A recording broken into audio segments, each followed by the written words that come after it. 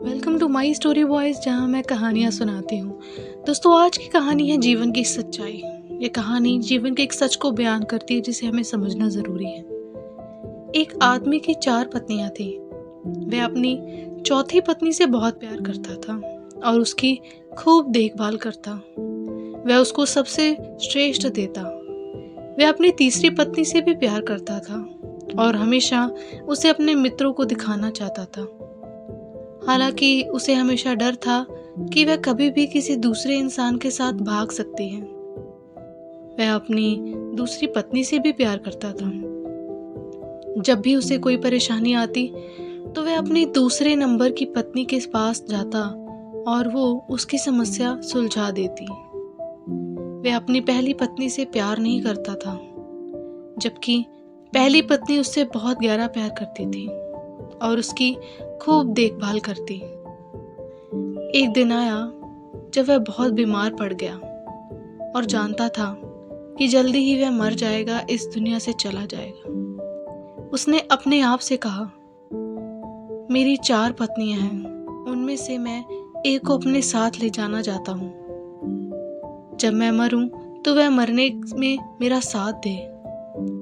तब उसने चौथी पत्नी से अपने साथ आने को कहा, जिसे वह बहुत प्यार करता था, पर वो बोली, नहीं, ऐसा तो हो ही नहीं सकता, और चली गई। फिर उसने तीसरी पत्नी से पूछा कि वो उसके साथ मरेगी, तो वह भी बोली, जिंदगी बहुत अच्छी है, यहाँ जब तुम मरोगे तो मैं दूसरी शादी कर लूंगी। अब उसने दूसरी पत्नी से कहा, जिसे भी वो प्यार करता था, पर वो बोली, माफ कर दो, इस बार मैं तुम्हारी कोई मदद नहीं कर सकती। ज्यादा से ज्यादा मैं तुम्हारे दफनाने तक तुम्हारे साथ रह सकती हूँ, उससे ज्यादा नहीं। अब तक उसका दिल बैठ सा गया और ठंडा पड़ गया। तब अचानक एक आवाज आई, मैं तुम्हारे साथ चलने को तैयार हूँ, तुम जहां जाओगे मैं तुम्हारे साथ चलूंगी। उस आदमी ने जब देखा तो वह उसकी पहली पत्नी थी। ये देखकर वह बहुत हैरान हुआ। वह बहुत बीमार सी हो गई थी, खाने पीने के अभाव में। वह आदमी पश्चाताप के आंसू के साथ बोला, मुझे तुम्हारी अच्छी देखभाल करनी चाहिए थी और मैं कर सकता था।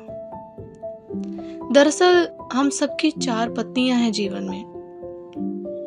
पहली, चौथी पत्नी हमारा शरीर है। हम चाहे जितना सजा लें, संवार लें, पर जब हम मरेंगे तो यह हमारा साथ छोड़ ही देगा।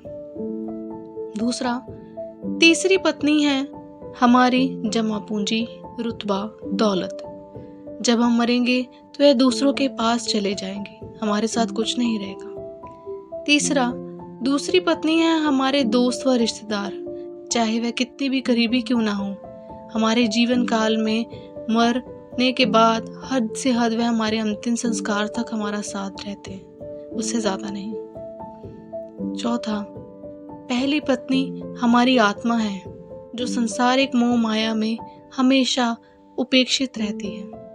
यही वह चीज है जो हमारे साथ रहती है। जहां भी हम जाएं, कुछ देना है तो इसे दो, देखभाल करनी है तो इसकी करो, प्यार करना है तो इससे करो, वरना क्या ही फायदा। कहते हैं ना, मिली थी जिंदगी किसी के काम आने के लिए, पर वक्त बीत रहा है कागज के टुकड़े कमाने के लिए। क्या करोगे इतना पैसा कमाकर, क्या करोगे इतना पैसा कमाकर, ना कफन में जेब है ना कब्र में अलमारी, और यह मौत के फरिश्ते तो रिश्वत भी नहीं लेते। दोस्तों, ये थी कहानी जीवन के रहस्य की। आई होप आपको ये कहानी अच्छी लगी हो। अगर ये कहानी अच्छी लगी तो इस कहानी को ज़रूर लाइक करें, दूसरों के साथ ज़रूर शेयर करें, ताकि वो भी इस जीवन के रहस्य को समझ पाएं। यही जीवन है। अगर ये कहानी पसंद आई तो इस कहानी को ज़रूर लाइक करें, शेयर करें। अगर मेरे चैनल को सब्सक्राइब नहीं किया तो कर लीजिए, जिसका नाम है माई स्टोरी बॉयज़, जहाँ मैं कहानियाँ सुनाती हूँ। ये कहानी हमें सिखाती है कि हम पूरी उम्र अपने शरीर, पैसा कमाने की भाग दौड़ में लगे रहते हैं, पर अपनी आत्मा को कभी शुद्ध नहीं कर पाते।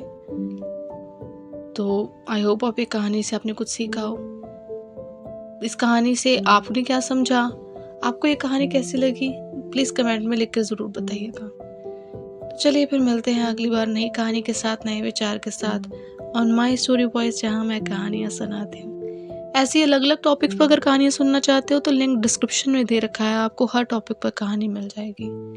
तो चलिए फिर मिलते हैं अगली बार नई कहानी के साथ, नए विचार के साथ। Thanks for watching and listening my story voice, जहाँ मैं कहानियाँ सुनाती हूँ।